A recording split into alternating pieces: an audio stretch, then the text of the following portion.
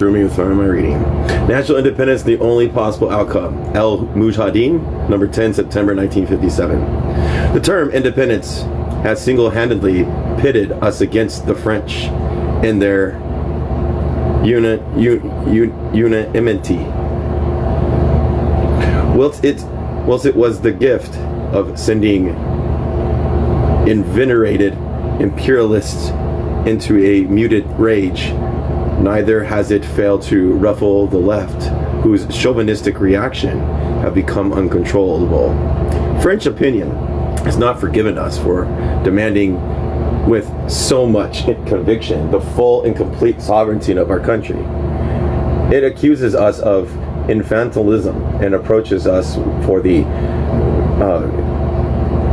fetishist passion that has allegedly made us slaves to a word. Enthralled to the upsurge of nationalism is this same French public opinion unhesitantly calls into question the idea of national independence in general. It deems the concept obsolete and incapable of meeting the demands of our time, one in which great political ensembles prevail to the determinant of small powers. It does not understand independence as a chance. Independence is no longer considered an advance, but instead a regression for Algeria, which, located at the doors of Europe, has everything left to gain, but remaining in the France bosom.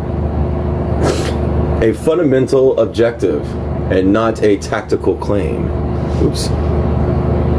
Making sure I didn't miss anybody. Okay, cool. In France, the Algerian problem is taken up only in order to present it in unintelligible terms by obscuring the basics. The multiplicity of often contradictory and always illusory solutions have been put forward. Amongst the swarm of projects, the valid solution, the only one that matters for peace, which is to say, the independence of Algeria, is invested only to be systematically dismissed. Of all the controversies and discussions that have arisen between French officials, this solution is deemed unjustified and all in all arbitrary. By demanding it, then the Algerians are allegedly clinging to a position that is extremist and essentially emotional. France, the claim is made, is not obliged to adopt it and will not be dragged into a game of one-upmanship. Besides, some reasonable Algerians exist. Quietly, they think that the demand for independence is a mere facet of artifice of propaganda, and the reality of things altogether different. So the war shall be continued, whilst they wait for these moderates to raise their voices. As people become very wary, and phase of negotiations will ensue in which France, from a position of strength, can enforce the liberal status that will win over a substantial portion of the Algerian opinion, if not all of it. Such a conception is evidently misguided. It expresses desires and wishes, but does not correspond to the real spirit driving the FLN. Its mistakes is to reduce to the tactical claim of the revolution that which is posited from the first as its fundamental objective. It shows France's inability to grasp the Algerian problem in its real givens, as well as the solution it demands. This problem cannot be abstracted from the revolutionary context, of which it has been constant part since 1st November 1954, and the relinquished solution, the requisite solution, is not to be located outside the limits of this context. The Algerian people conceive of its relations with France in terms of an irreducible opposition between its interests and those of the colonial presence. For this, people there can be no point in waiting for colonialism to be reformed, for it to prove less cupid and less ferocious, for it to loosen its grip. The system is condemned en bloc, and the advent of independence alone can really consummate its fall. The FLN taking up and clarifying this point of view, laid it out in November 1954. Independence from that date has been posited as a red line, short of which no agreed arrangement between the Algerian people and France is possible. An idea essentially to Algerian reality. French public opinion cannot hide its astonishment at seeing a country like Algeria, considered as a French province, rise into a national existence in the single movement, objectivized in an independent state. Nations whose legal situation has presented fewer difficulties were made to accomplish the path towards independence in stages. Allegedly, the single leap Algeria wishes to take corresponds to no rational notion, and as merely a suspect and dangerous undertaking. Regardless, French public opinion has refused to achieve a lucid awareness of the mutation underway in Algeria. Denying things is all it does. Its ears are reached only by the FLN's unprecedented and audaciously expressed claims. To the French, it is shocking and can be put down to fantics.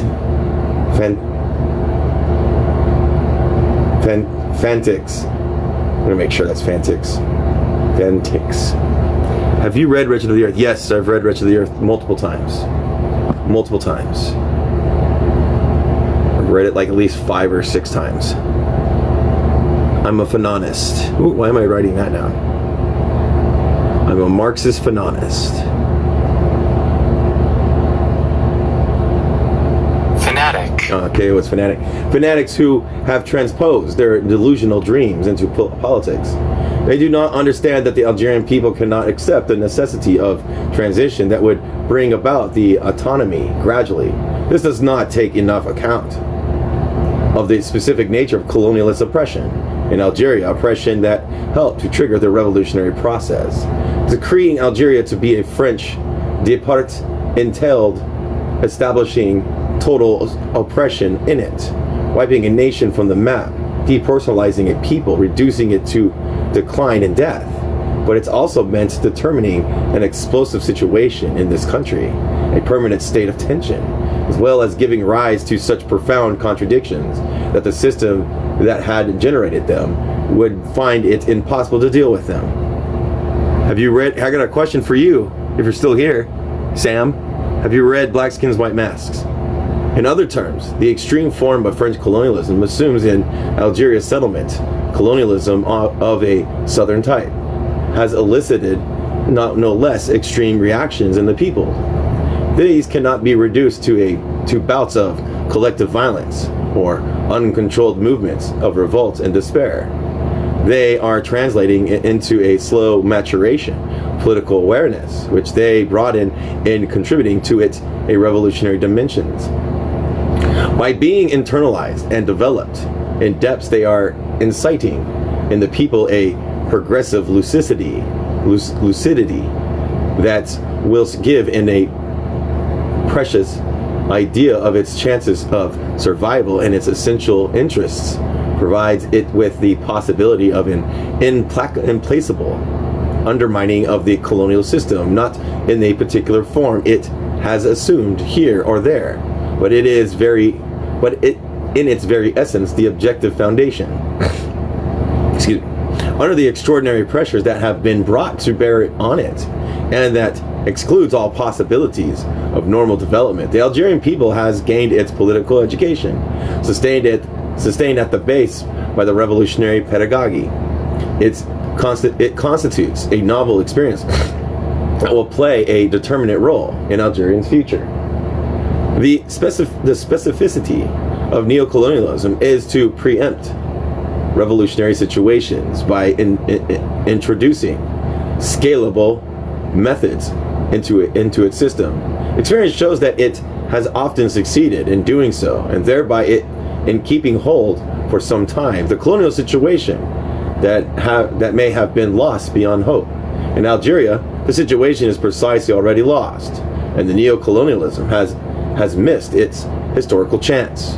Historical discrepancies has arisen between the Algerian people and France, where one presents the problems in terms of evolution. Thank you for reposting. The other expresses itself in terms of revolution and translates the actual situation in which it engaged the realist aim. And the idea of independence finds its strength less at the level of the FLN leaders' psychological awareness than in the objective colonial reality in which it is dialectically inscribed, where it not, like the revolution that claims it, the fruit of the profound ripening and the outcome of a long subterranean advance. It would be merely countless and abstract, intrinsic. Hello. Welcome here. We're reading his political lectures and political writings right now. In normal times, refusing structural reform, the serious modes of evolution would have expressed a total absence of intelligence on the part of those in charge. In a period of revolutionary engagement, such refusal expresses a fundamental demand. To accept an option centered around something other than independence would be to give up. Thank you for sharing. Give up on a chance of toppling colonialism. Would be to allow virulent germs to subsist that would quickly engender a more monstrous system of oppression than the preceding one. The revolution is by essence an enemy of half measures, compromises, and backward steps. Taken in its end, it saves people, stopped in the process of happening. It brings about their loss and consummates their ruin. The revolutionary process is irreversible and inexorable. Political sense commands that its march not be stymied. So the FLN's insurgence does not have a content. It is a revolutionary insurgency, and not merely some beautiful discourse. Far from expressing political unrealism, it is a demand for revolutionary realism. The Algerian people's strength resides in its knowing what it wants and where it's going. It wants its independence. It knows that this possibility is close at hand and will ultimately be obtained. France, on the contrary, does not know what it wants or where it's going. It refuses to recognize the well-foundedness and such an objective, but its attitude remains negative and sterile, unable to convert itself into a dynamic and effective direction. It deems it enough to rule independence out, but ignores the reality that has been created in Algeria. It devises plans and drafts reform acts, but it continues to reason within the pre-revolutionary context. It is moving in full unreality, in the empyrean of ideas and prestige, grandeur and permanent and indissoluble bonds. In such a context, Algerian independence seems to be a chimera, and the Algerians are treated as fanciful.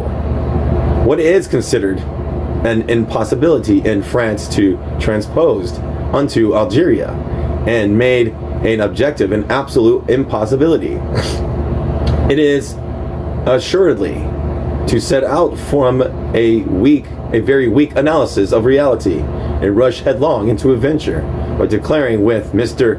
Maroussi that no French government will grant Algerian independence, a goal of full realization. Who's this? Hold on, I got people coming up. Okay, I will try, but I doubt it. I'll get any coins, okay? I will try. I don't have any coins. Salam.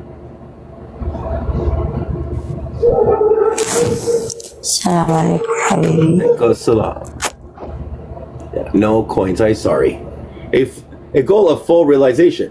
Regardless of what Marcus, or whatever it is, says about it, independence is not something to be granted, and it hardly depends on the will of French governments to issue or refuse it. It is not a good that is someone's to be given, but a living reality and someone builds. 3 years of revolutionary war have profoundly shaken the colonial system. It has become a pitiful edifice collapsing in ruin. On top of this material in the full disintegration, the technicians of pacification intend to base their reforms, whilst they do their utmost to retain the walls that are crumbling on all sides. New foundations are being dug everywhere in Algerian soil, whereupon the powerful edifice of national independence is rising up. Independence has descended from the sky of ideal possibilities. It has become flesh and life. It has been incorporated into the substance of the people. This people henceforth exercises its sovereignty in the framework of its army and its administration. That is where the prodigious success of the Algerian Revolution can be experienced firsthand. From the Algerian of the colonial period, a new man has sprung, the Algerian of the era of independence. This Algerian rediscovered his personality in action, discipline, and sense of responsibility, and rediscovered the real that he takes fully hand in hand and transforms by renewing efficient relations with it. He becomes a responsible citizen, an organizer and administrator, and a soldier. That's what's going to happen to us if we decide to take on a different character. The only possible outcome. By upholding independence as a condition of peace, the FLN is not in thrall to gratuitous extremism, conceiving its politics from the revolutionary perspective. It has put the means in place for it to succeed. The Algerian problem ceases to be the affair of politicians a long time ago, with choices being made on each side. It is posed in military terms, and its resolution depends essentially on the evolution of the relations of forces involved. It is a well-known fact that the enemy cannot count on the decisive victory and that the war could go on indefinitely. It is a lesser known fact, however, but will not remain one for long, that the conditions are being produced, increasingly so, for a military disaster for the imperialist troops. Unless wisdom comes to reassert itself in France, the revolution's fourth year will be stamped by the intensification of war, wherein the possibility of disaster on the French side cannot be ruled out. In addition, the ideal of independence has made immense progress on the international level. This evolution is palpable even in America and European public opinion. Such clearly shows that the FLN is not alone today in demanding independence, and that the overwhelming majority of nations are echoing its views. Not for long will France be able to withstand the international wave that is obstinacy has unleashed. It will have to snap out of its precarious immobilism and pronounce the taboo word it so fears today. Algeria has become a country able to elude French mastery, trying as France might to elaborate alternative methods by new statutes aimed at holding out onto its former colony. These efforts are blatant and in vain. The Algerian nation has taken back its freedom and engaged resolutely in the era of independence. Chapter 4. On this unit, Algerian and the French crisis. El Muhajin, number 11, 1st November 1957. In the second half of the 19th century, there was a talk of the sick man of Europe, the Ottoman Empire. Today, likewise, Europe has its great sick man, France, the bourgeois monarchy government, sworn in last spring, fell as predicted at the start of autumn. Since October 1st, Coty, president of the Republic, has been on the hunt for a replacement. All foreign observers consider this long crisis, which is nevertheless not the first of its kind, to be one of the most serious. The bourgeois monarchy, government has toppled as a direct result of the Algerian question, after the rejections of its Reform Act legislation. Nevertheless, since the start of the crises and during the entire birthing period of the new government, real problems have been effectively circumvented and conjured away.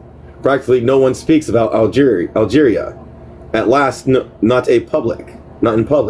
Ministers and potential ministers, that the slated presidents, all feigned to ignore the question, speaking only of the dwelling at length on what they call financial difficulties. However, whilst the French are admirably continuing to take the ostrich approach and bury their heads in the sand, foreign observers are less blind. So in the New York Times, we read that for 3 years, the conflict between France and Algerian nationalists have been a source of political instability in France and a drain on France's economy. Algeria is a problem that brought down the government of Prime Minister Mehdi's France in 1955.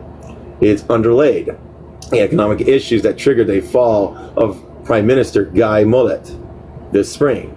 The search for a new solution to Algerian problem brought with it a third political victim, Prime Minister Bourgis Monnery. Lastly, this Algerian question has severely dented France's international prestige. The country's international relations have greatly deteriorated. This, for its part, the British Times writes. It has just been revealed once again that the assembly elected 2 years ago does not permit any room for maneuver. The ad hoc majority had been found when debates bear on a rather significant issue, or when, as in the case of the common market, passions are not aroused. But this is another matter altogether, as far as Algeria is concerned. In this relation, the Assembly is only able to garner a negative majority. It is a mistake to force analogies, but it nonetheless remains that the two greatest political crises to have torn apart post-war France, Indochina, and the EDC were resolved just as Algerian is being now. The New York Tribune lastly underlines the seriousness of the French political crisis and its connection with the War of Algeria, under the title France in difficulty again. Well, I'm doing the submitting. Hey, what's up, Rocket Surgeon? You're still here. We read, from France, Algeria represents one of the cruelest and most dangerous problems of its long history. At a critical moment for its own affairs and those of the world, France once more finds itself within a government. At the war in Algeria, that the Algerian Revolution is a direct cause of the French political crisis is evident. The insurrection of 1st November 1954 was likely underestimated, if not even viewed with a certain scorn by French rulers. Quote, what could a few hundred felons do to counter the French police and the gerrymanders, not to mention its armies, end quote. But little by little, the blaze of terrorism has become a whole people's formidable revolution, extended over the entire expanse of its territory. The whole Algerian nation has gone into action in order to break colonialist domination and establish a sovereign state, a regime of freedom, peace, and progress. Attempt to squash this national insurrection, the colonialists have poured more and more troops into Algeria and more powerful armaments. A French army personnel of about 80,000 men has grown to 100,000, not counting the policemen, the gerrymans, and the auxiliaries. NATO's divisions have even been withdrawn from France and from Germany and thrown against the growing force of the Algerian resistance. Armored cars, planes, naval forces, and imperialist hordes are leaving nothing out. But France's pursuit of this unjust and barbarous war is an unordinated cost of it. Not only is France losing human lives, the lives of its young soldiers and officers, and also hundreds of billions of francs, which is to say a significant proportion of its resources. A UN commission estimated the yearly cost of the war in Algeria for France at $700 billion francs. To be added to this figure are the paramilitary, the administrative expenditures linked to this war effort. Another cause of loss, the absence of more than 500,000 workers in the economic sectors, and, in parallel, the need for import more from abroad to meet the needs of colonial war. Embarrassing in the Algerian both on the economic and the military level, France is absent from the international chessboard. Further, still, it is a heavy burden on its Western allies, since not only must they compensate for its shortcoming, they must also defend a cause of the worst kind. France's prestige has also diminished throughout the world and amongst its friends. Proof of this consistent not only in its military and political capacity, but also in France's moral decline. The world is informed about the barbarous methods being used against Algerian people, and no international meetings take place at which France is put not in the hot seat, at which its colonialism is not denounced. During this time, the country's economic, social, and cultural equipment also showed, if not stopped altogether. The housing crisis continued to rage. Education reforms and modernization have been postponed for later. Civil servants await the fulfillment of promises. Farmers are requesting aid. Prices are rising, weighed down by the multiplication of taxes and duties. The French economy cannot match foreign competition, domestic vulgarity, inflation, and thus gone hand in hand with the devaluation of its currency. The franc is now 20% of its former value. The financial crisis is verging on catastrophe. To cope with it, the French government have implemented a severe policy of austerity. Wages are frozen. Duties and taxes have diversified and increased. The living standard of all French people is affected. But here is where the contradiction began to appear. Those who hold to the colonialist policies of the war in Algeria are unable to sustain it. The classes and castes, peasantry, workers, employers, and working class all shift the burden onto one another. This contradiction, these struggles naturally reverberate in the parliament. Not only is there conflict between parties, but the crisis is such that every party is divided, split into clans in accordance with the play of interest. That is where the ministerial crises emerge from. That is the cause of the government instability. Rather than stare reality head on, the analyze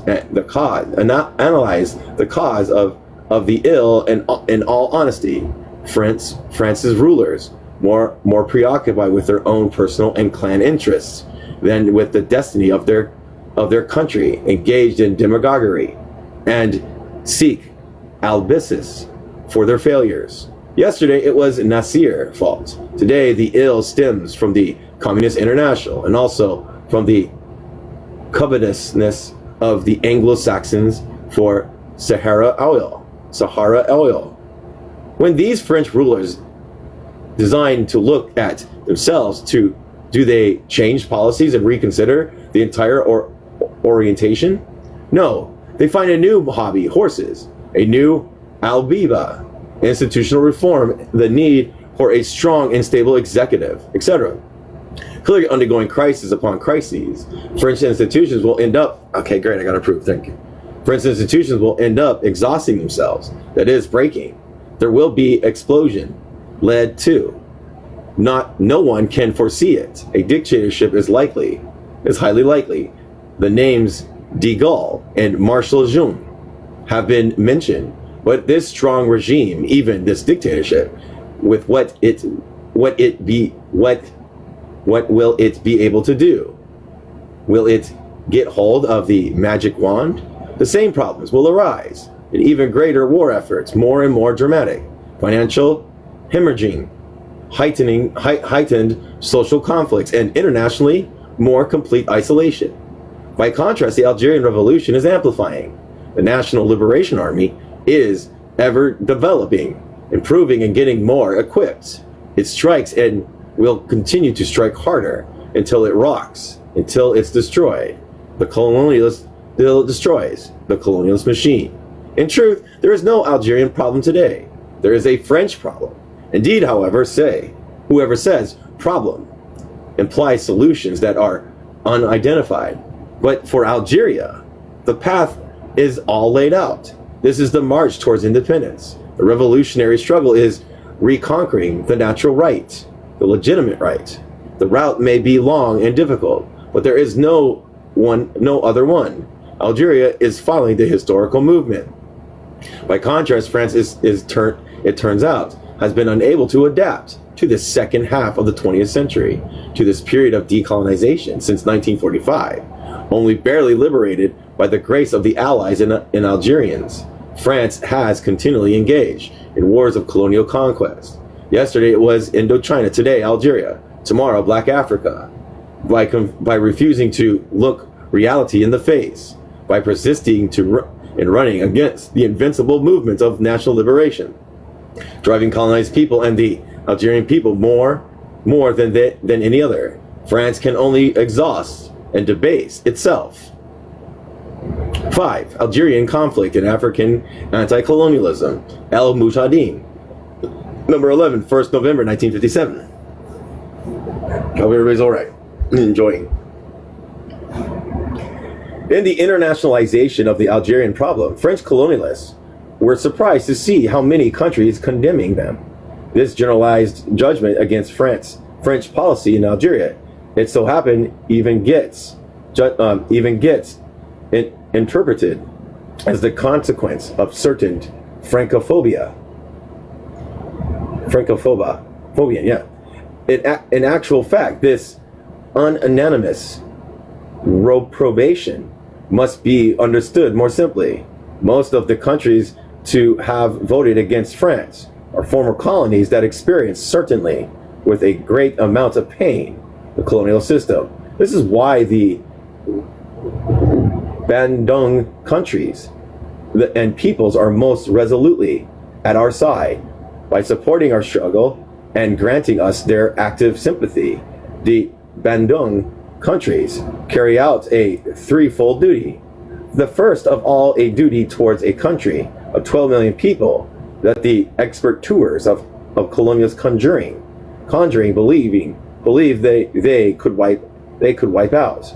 From the very start, the Bandung countries recognized the FLN as the only organism authorized to commit Algerian to anything. They have accredited our representatives, and the history of Algerian post-colonial diplomacy will have begun with a great display of fraternity, and the inexhaustible support of Arab and Asian countries.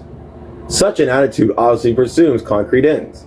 The former colonies are perfectly aware that they are hastening the destruction of colonialism at the global scale, the radical undermining of the colonial system, independently of the nations that maintain this system, and will too destroy it, pull out its roots, and lay siege to it until its complete and unconditional surrender are very precise tasks for these countries. Lastly, a former victim of international colonialism, they have long sought inspiration for their decisions in a systemized anti-colonialism.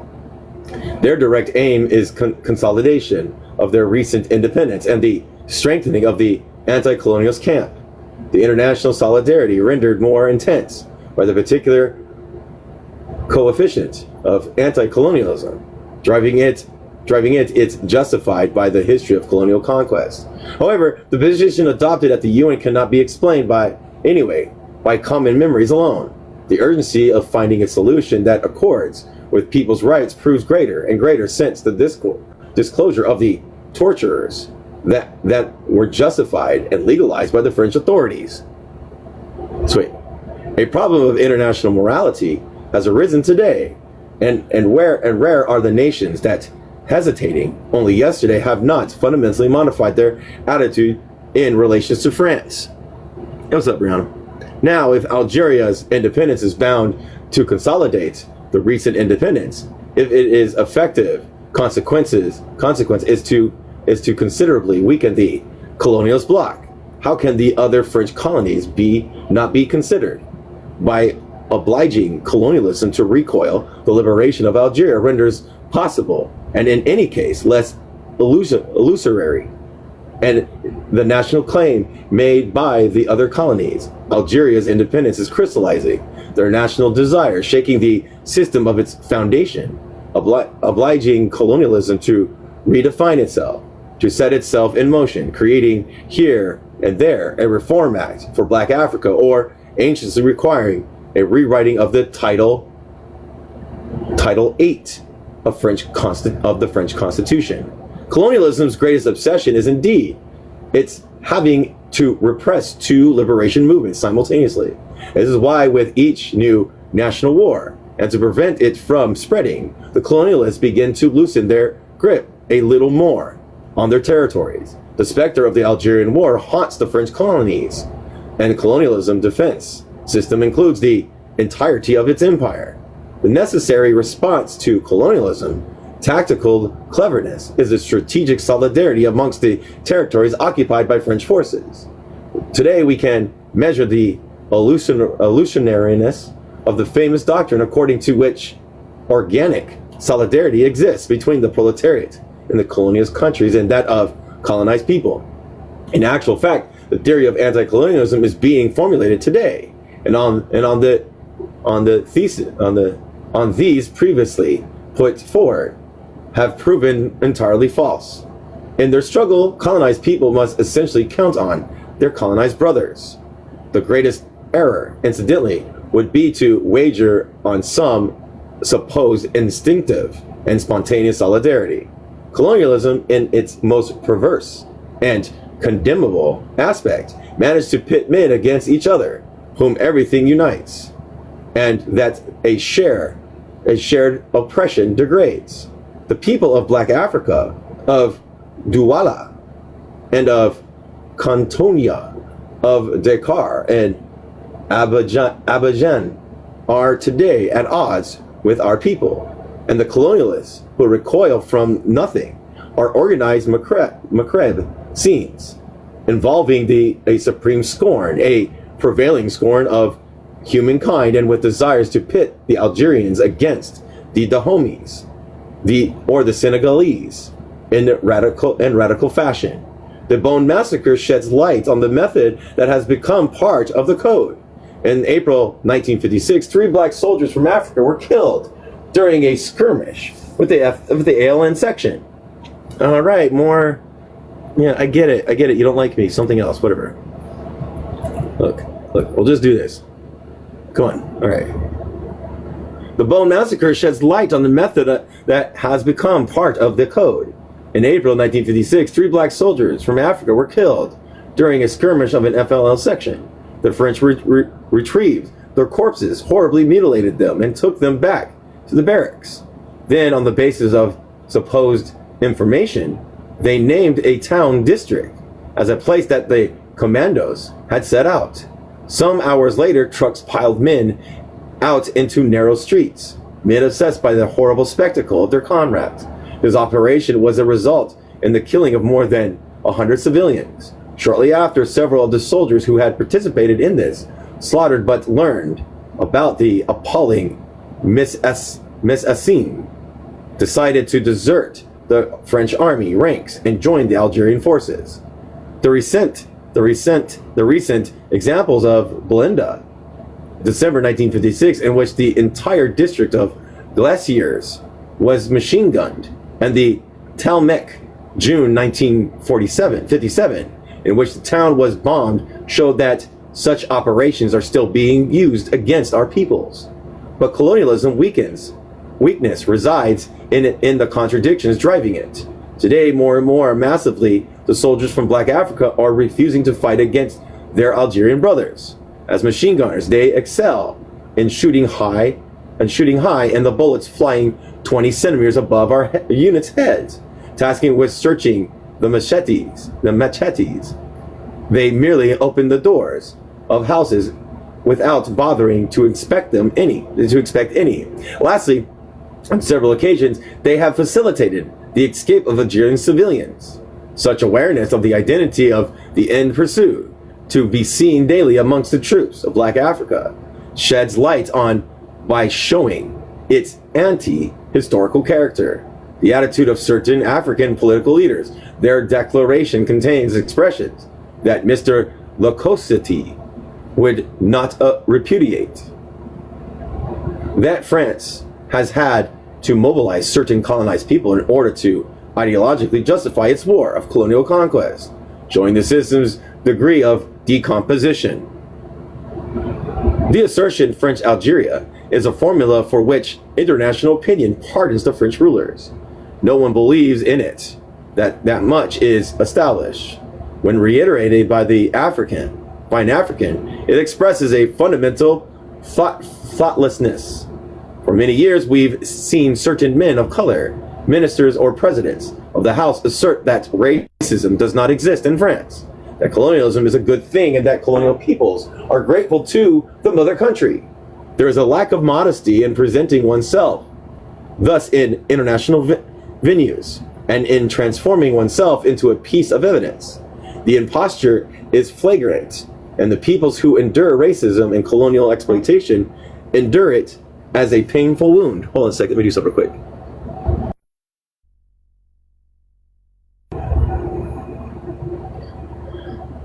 The sending of African delegates to the UN to defend the French arguments on Algeria is seriously being investigated. Some names have been uttered for the colonized individual who by way of alibi or export products occupies a place in the colonial system.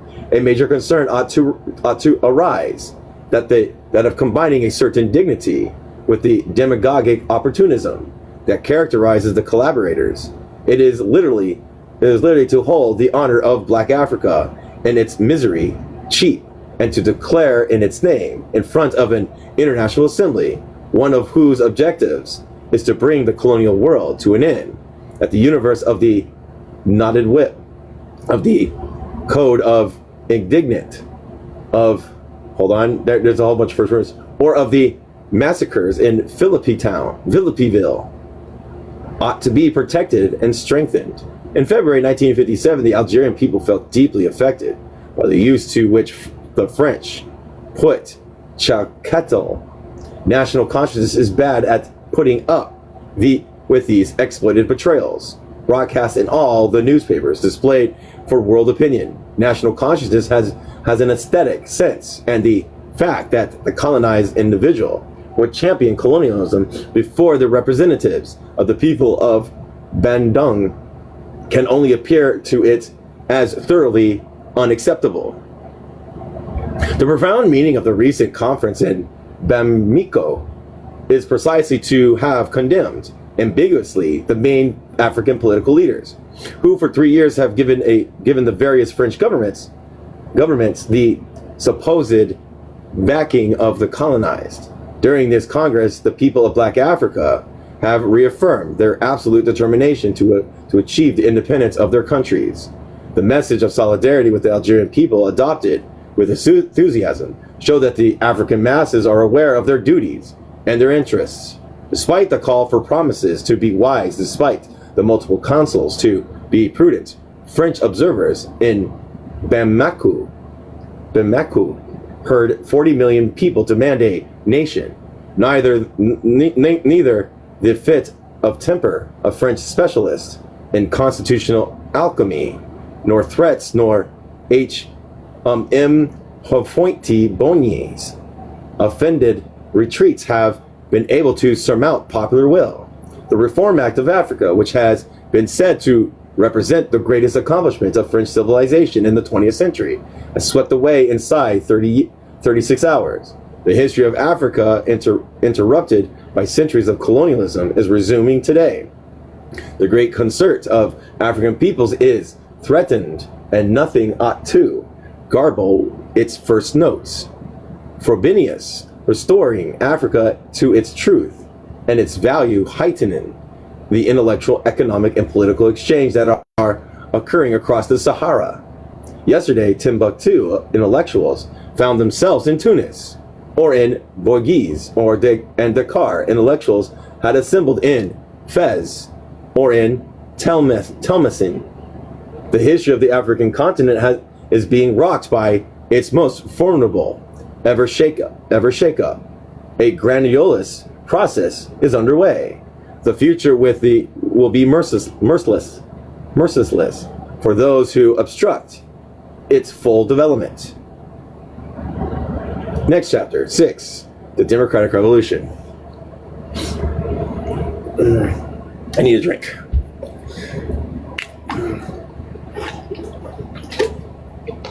I like these writings a lot.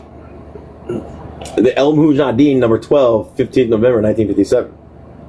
On November 1st, 1954, the Algerian people took an irrevocable decision to change its destinies, turn its history's darkest and most tragic page, and set out on a path of a new world, one rid of oppression and obscurantism. Not only does this date mark a transition, a simple passage from one's historical phase to another, it is the point of departure of a new life, of a new history, of a history of Algeria, turned totally upside down and renewed in an entirely new basis. This second birth is conditioned by the merciless struggle against all the forces of regression and decadence.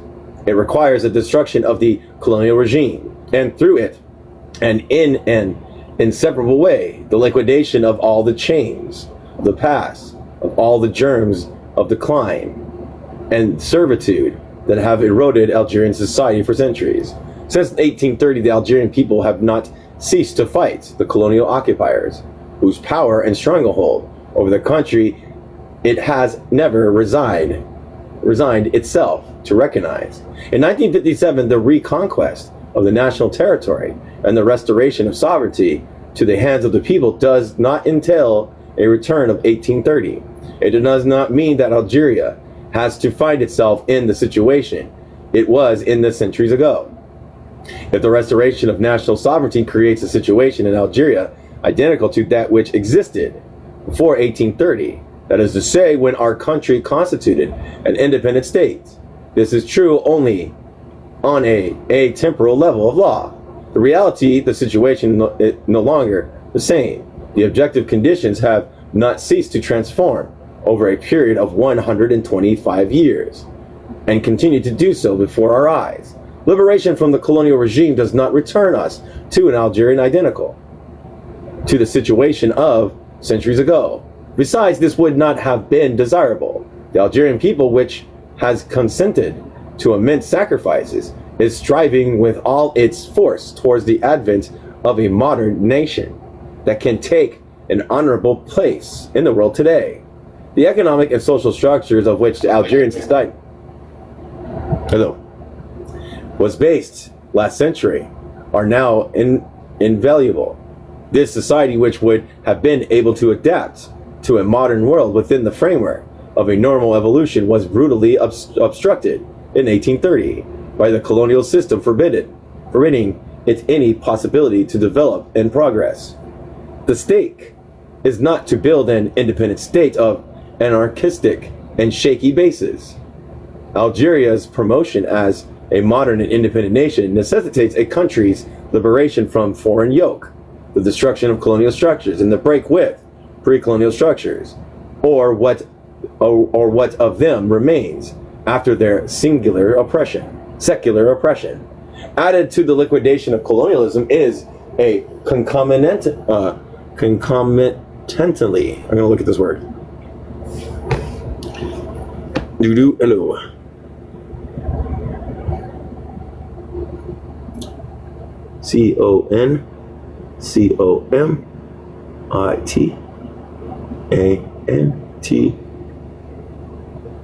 Hello. CONCOMITANTLY. Concomitantly. Yeah, I thought it. Concomitantly. That of the medieval and feudal structures of which it was based, with all that they contained of prejudice and regression, and which have to be replaced by modern societal structures. In Algeria, the War of National Liberation is indistinguishable from the Democratic Revolution. The struggle for national liberation does not necessarily entail such a revolution. However, this revolution can only be achieved in the framework of an independent nation, or one in the process of liberating itself. This is the sense in which the expression Algerian Revolution expresses both the process of liberation from foreign yoke and the destructions of feudal relics from the Middle Ages, relics that must yield to democratic bases for the modern nation. A democratic revolution is prepared to advent of democracy. Democracy as a notion can be grasped at two different levels. On the one hand, it draws on essential values in modern humanism concerning the individual taken as a person, freedom of the individual, equality of rights and duties of citizens, freedom and consciousness of assembly, etc. All that permits the individual to blossom, advance, and exercise his personal judgment and initiative freely. On the other hand, the idea of democracy, which runs counter to all oppression and tyranny, is defined as an inception of power. In this case, it signifies that the source of all power and all sovereignty emanates from the people which exercise them to its own exclusive benefit. Power for the people and by the people.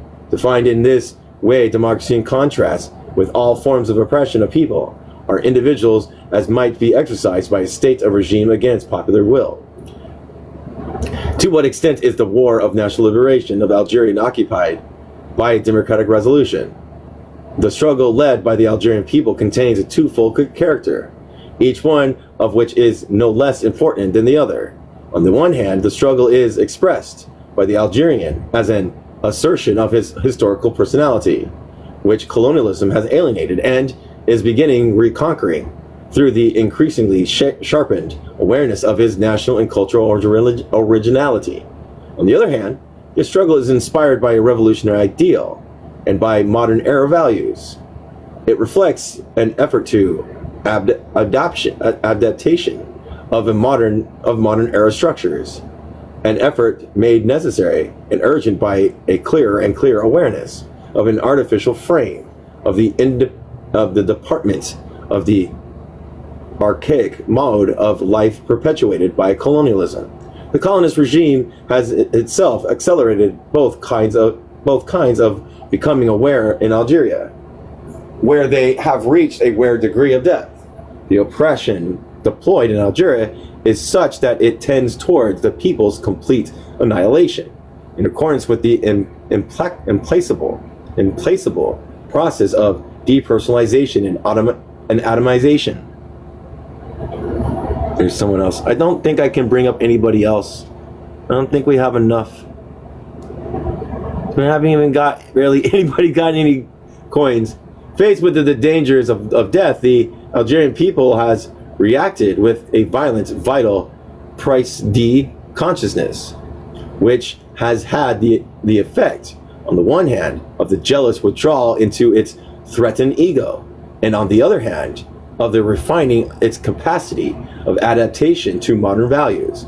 The necessity of being reborn generates in the Algerian the desire to be himself and to understand the other, to assimilate modern experience without allowing himself to be assimilated by others. This twofold exigencies means that the Algerian people is at once the most nationalist and the most open, the most faithful to Islam, and also the most welcoming of extra Islamic values. Of Muslim people is perhaps one of the most attached to the Muslim faith, not of the most steepened in the spirit of the modern West. Hence, faced with the destructive colonialism, the most natural reaction of the Algerian people has been the patient assimilation of modern technological values. So the notion of democracy is not foreign to it. The values that have provided for the blossoming of the individual and without which no progress is possible. It has made them its own and attaches to them all even greater worth for having been deprived of them. Only crude propaganda could reproach the Algerian people for waiting to build a totalitarian state, feudal and theocratic, in which medieval prejudice, such as religious fantasticism and xenophobia, would reign supreme. Apprehension as to the future of the French minority in the framework of Algeria are unfounded. They can only be the fact that of obsessed oppressors feared oppression in their turn. Exalted as it is, the national sentiment of the Algerian people will never allow it to lose the sense of measure and lucidity that are the conditions of a vital success, and that could be likened to a political intelligence.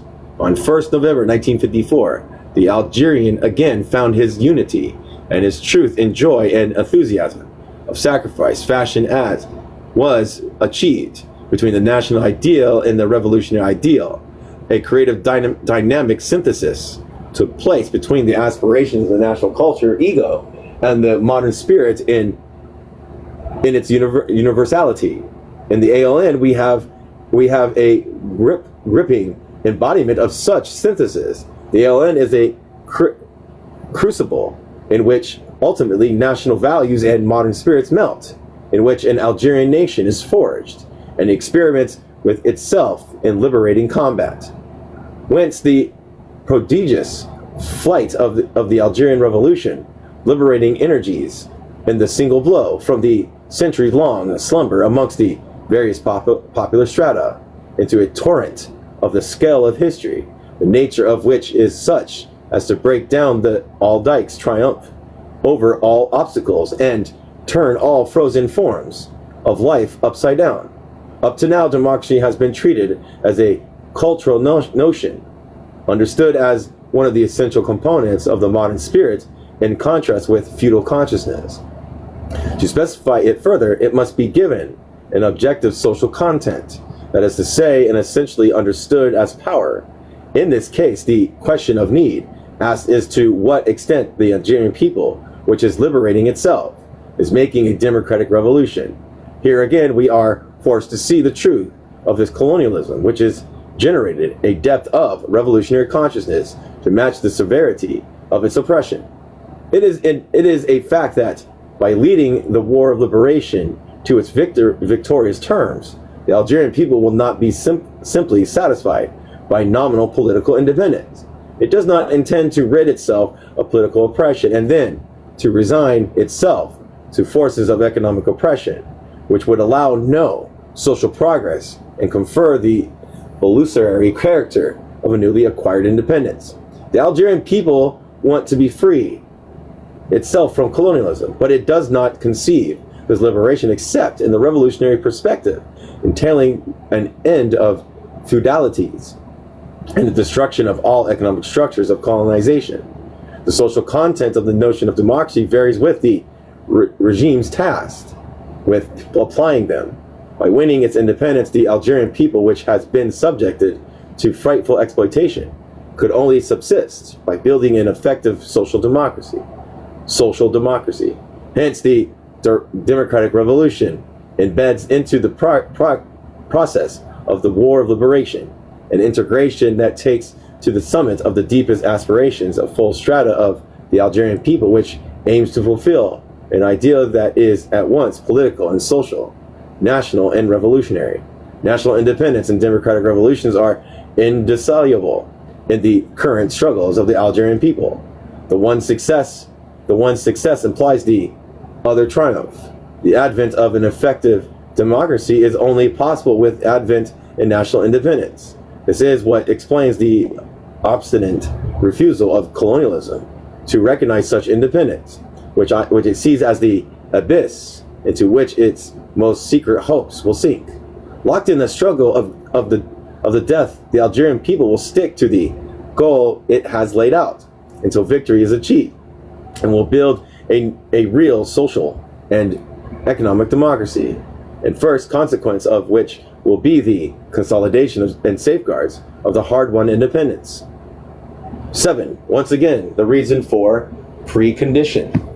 Al-Muhadin, number 12, 15th November, 1957. Brianna, I don't think Brianna's here anymore. I don't know. Well, I guess they are. They must be. The latest declaration of the CCE provoked a variety of reactions around the world. Some of our friends did not hide their disappointments at our restating the preconditions of independence and the indispensable to all the negotiations. Our friends, surprised at what is referred to already as our rigidity and our deafness to counsel of wisdom, deemed that the FLN's hour has come to inaugurate a new policy to soften its stance, in short, to abandon this precondition. Why are we maintaining this precondition, having held for 3 years that no official negotiation is able to take place in the absence of this condition? Is the FLN afraid of giving the impression of retreat, of losing face? Is the FLN beholden to their word? Has it allowed itself to get locked inside an expression of thus should one pressurize to help it liberate itself? Or instead, does the FLN believe that it expresses the profound will of the Algerian people, want by demanding this spectacular official declaration to erase the 130 years of national indignity that the French forces have foisted upon us, is at issue simply a reflex of self-esteem, an acting out of pride, exacerbated chauvinism, by upholding its precondition of all negotiation? Does the FLN intend to get France through a declaration of independence, to recognize the defeat of its armies, the uselessness of its tortures and exactions? Must we see in the FLN apparent insurgencies as a desire to humiliate France, to oblige it to recognize the failure of all of its attempts, the vainness of all its efforts? Does this declaration correspond then to France's confession of military and diplomatic defeat? These questions, which often take a customary tone, create an atmosphere of amicable disapproval, in which the expectation is that the FLN ought to listen to the voice of reason. In these conditions, it seems necessary to us to explain why we remain as a precondition that France declares its decision to recognize Algerian independence. What does it mean to negotiate? What does one negotiate? Negotiating is basically about undertaking discussions, about organizing meetings between various representatives of the interested parties to arrive at an agreement. One does not negotiate just at any moment, nor with simply anyone. God, I gotta appeal again? Jesus Christ. So much fun.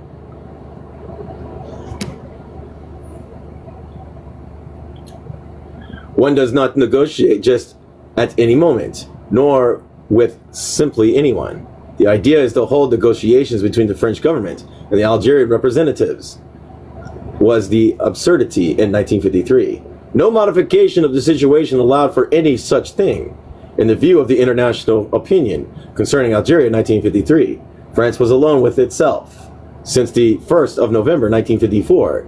That is to say, for 3 years now, France has found itself faced with the growing force of Algeria, and neither the official declaration of its representatives nor the lies of its media have been able to hide the magnitude of the combat, the violence of the engagements, the extent of the torture inflicted upon Algerian citizens, and the atrocities of repression that an army of 1 million men has been exercising on the Algerian people. On the 1st of November 1957, two forces find themselves present in Algeria: the Algerian people's struggle for its independence and the French colonialist army. To decide to negotiate in Algeria today amounts to taking stock in a few situations carried by the will of 12 million people. It amounts to appreciating the irreducible determination of a people to be free. It amounts to realizing that the relations between dominator and dominated, between master and slave, are a bygone thing in Algeria. It amounts to deciding on one of the same act, to break the various circles of inaugurated the reign of freedom, national existence, and mutual respect. Up to now, no French government, no French official has addressed the French people to tell it these truths. In 3 years, Not one French leader has invested in their official declaration the need to rethink the very structures of relations between Algeria and France. Instead, each time we have witnessed a reinforcement of colonialist arguments, an intensification of their repression. Never has the faction Algeria French land been proclaimed so often. How are we to negotiate in these conditions without guarantees? The only official French declaration concerning our homeland inserts that Algeria is an integral part of the French Republic. How can we envisage a negotiation when no declaration has been made to express a shift in perspective, a new direction, or a conception of things? Some assure us that these same French leaders, so extravagant with their vehement and French stance, are not expressing their own opinions. In private, all these men supposedly recognize, and I didn't get approved. Bastards. Don't care. That sooner or later, France will be led to accept Algerians' independence. But for the time being, we are told that French public opinion is not yet ready. For that, this public opinion is right. But the parliamentary opinion is not. That the important thing is not that the French leaders declare this, but that the point is to talk. Let's talk. Then, without guarantees, without prerequisites, without conditions, and the end of the negotiation, dependence will be. On the other hand, others do not hesitate to present this plan as a trap into which the French leaders would fall. We said that to negotiate is to decide a meeting between leaders in order to resolve outstanding problems, to arrive at an agreement, to define new relations. The Franco-Algerian War that has pitted the French army against Algerian people for 3 years expresses the fundamental disagreement. The Algerian people have taken up arms to free itself of colonialist domination and to accede to national existence. For 3 years, the French nation has thrown all its energies into this war. For 3 years, all French governments have aimed to break the Algerian will, reinforce the oppression, and crush Algerian national spirit. If the French government wants to negotiate today, it has to show it in its words and in its deeds the indispensable minimum that could act as a guarantee for the FLN and the Algerian people. This minimum can be nothing less than the official commitment to recognize the independence of an Algerian nation. Now the French Parliament does not have a majority convinced of the need to put an end to this pointless, hideous war. What exists in the most virulent sort of nationalism, the most systemized racism and scorn for the Algerian national will, to want to engage in negotiations with a false hope that Algerian independence will result from the decision is unquestionably to skip over the fact, to fail to account for the real elements, to find the situation and to give somewhat too much importance to the subjective elements and illusions. The FLN, which has taken a solemn commitment to guide the combat of Algerian people, cannot launch into the adventures. The FLN is not setting traps for the French leaders. The FLN does not believe that the official declaration do not express the French leaders' convictions. What we demand for the French government and people is to realize that after 3 years of war, 12 million men and women are absolutely decided to exist freely and independently. What we ask of the French government and the people is to take stock in the historical responsibility that they assume to pursuing this war. The declaration of intention that would include France's solemn commitment to recognizing a national dignity of the Algerian people is not demanded in the order to satisfy a reflex of self-esteem. This declaration would signify, on the contrary, that by quitting the infernal cycle of destruction and collective massacres, the French government has decided to take into account an affirmed will of the Algerian people. The truth is that the French leaders currently have only 1.1 viewpoints: total war against the Algerian people. On the 1st of November 1957, nearly all French officials vowed to preserve with the aggression against the Algerian national will. In France, our compatriots are subject to measures of internment and humiliation.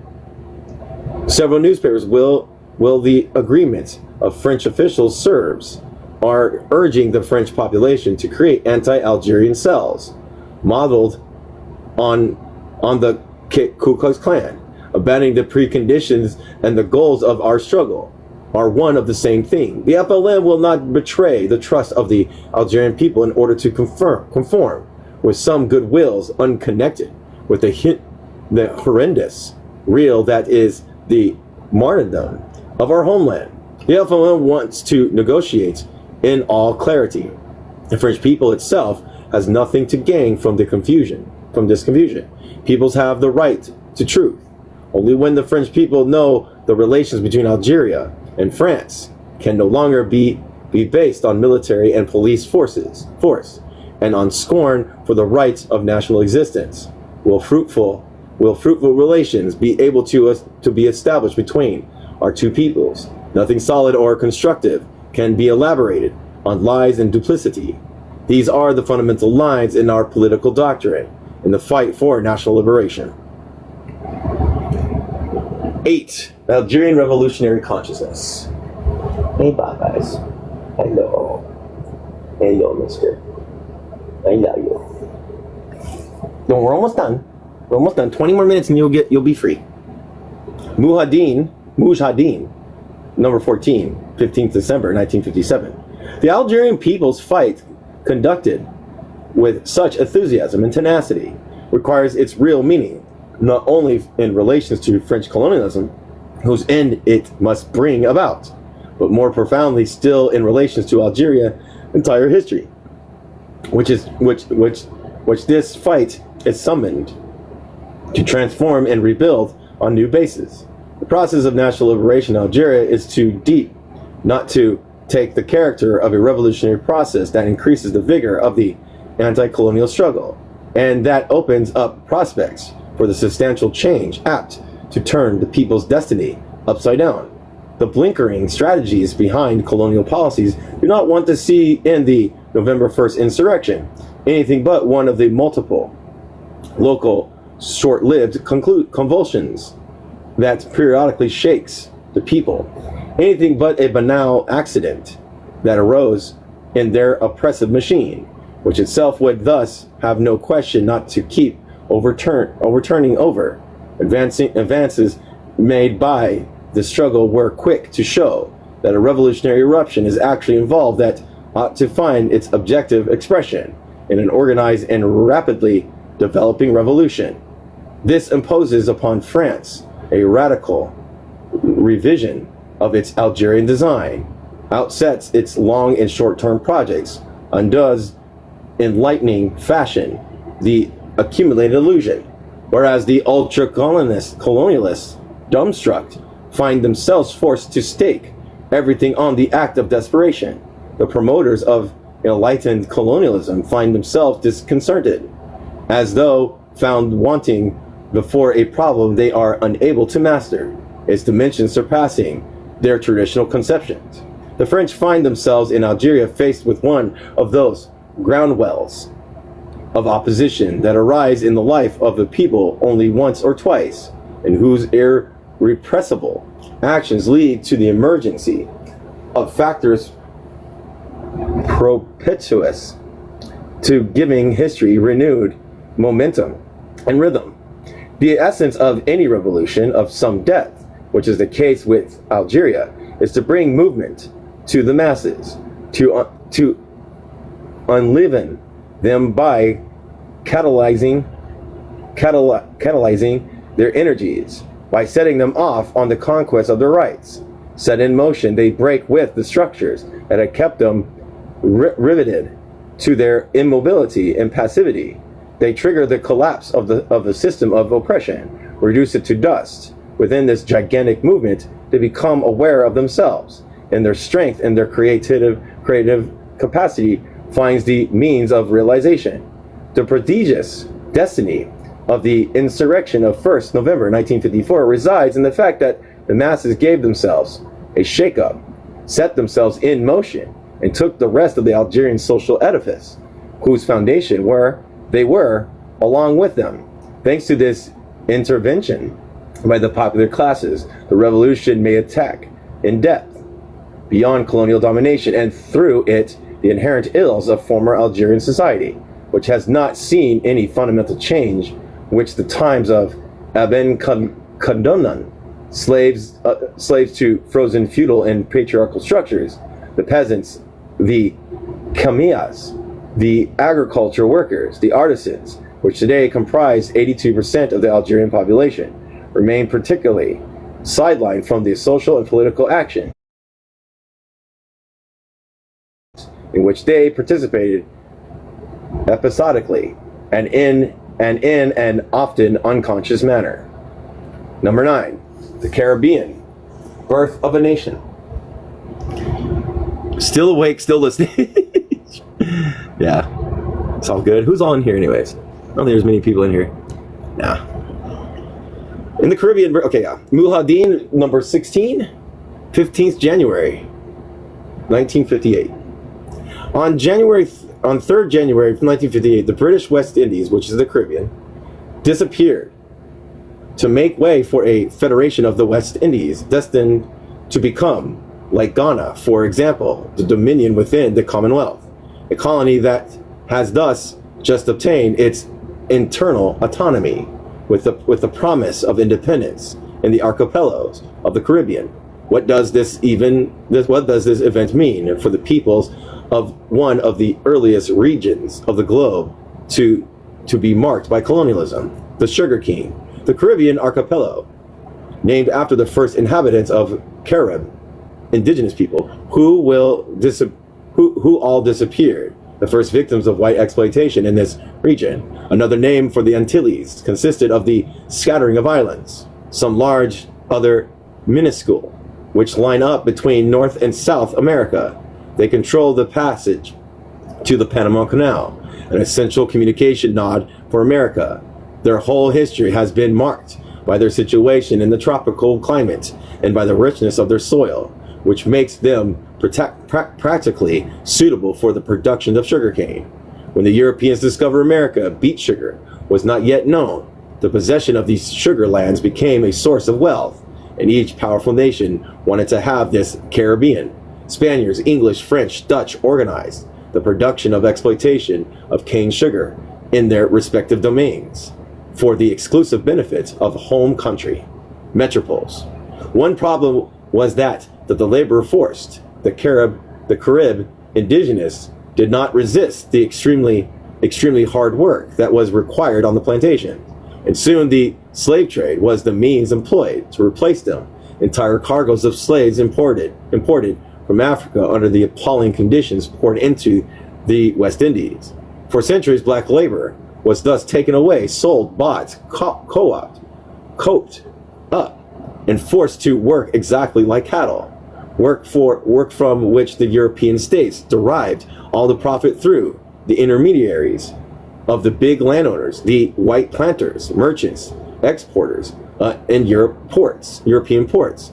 Thus, the face of the extraordinary power of white planters, the abolition of slavery in the 19th century, proved ineffective in bringing about the real improvements of the situation for black workers. The latter had to remain agricultural laborers on the plantation, and even today, their miserable huts sit side by side with the luxury houses of the planters. The abolition of slavery left a new emancipated slave as a dependent and at the mercy of the Sugar King, just as he had been as a slave. Eric Williams, which we're going to read that book. I think it's called Capitalism and Slavery. Can't remember. Sugar royalty, the Caribbean form of colonialism, made these once flourishing islands one of the underdeveloped regions of the world. Exclusive cultivations of a product intended for the export instead of food crops, lack of industrialization, high cost of living, because everything must be imported from the home country located 7,000 kilometers away, or at least from America. Concentrations of the land in the hands of a few very powerful proprietors, all powerful over their workers and administrations.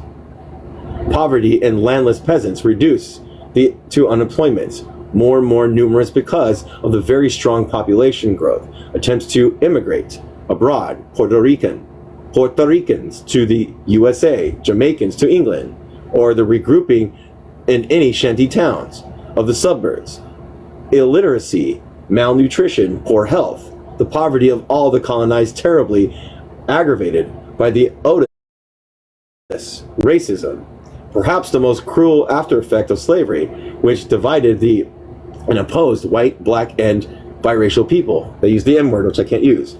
A property against which the struggle is especially difficult because of the idiosyncrasies created by 4 centuries of colonization. Hold on a second.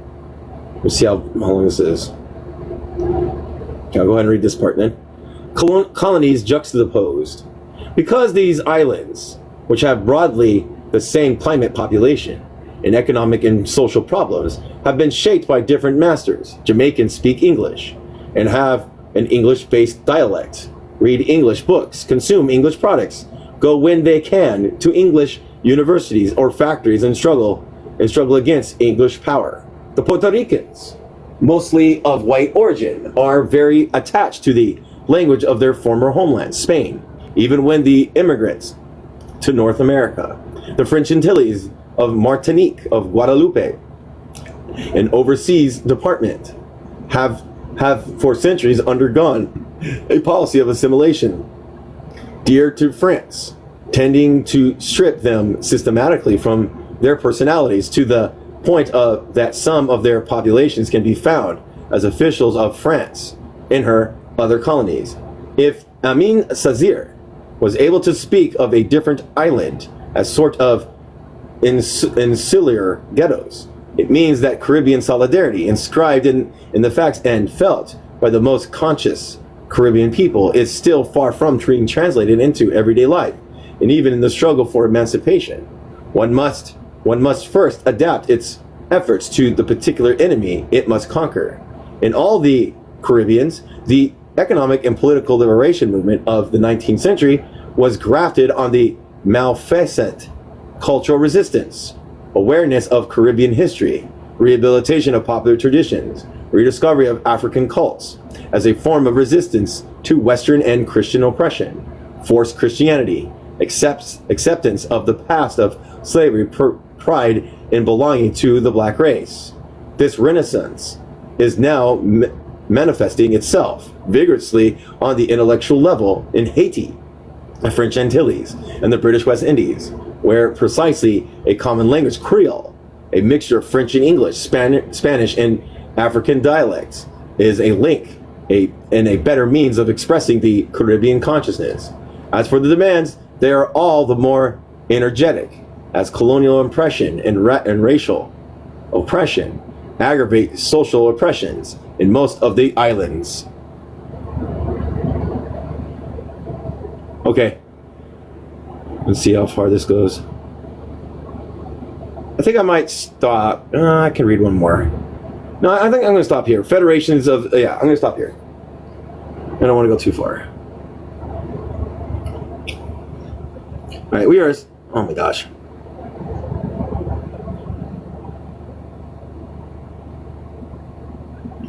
All right. 577. I like these things. It's going into depth about like the FLN. It's going into depths of other things and how they have to unite in a like an international solidarity. So it's good. I just don't.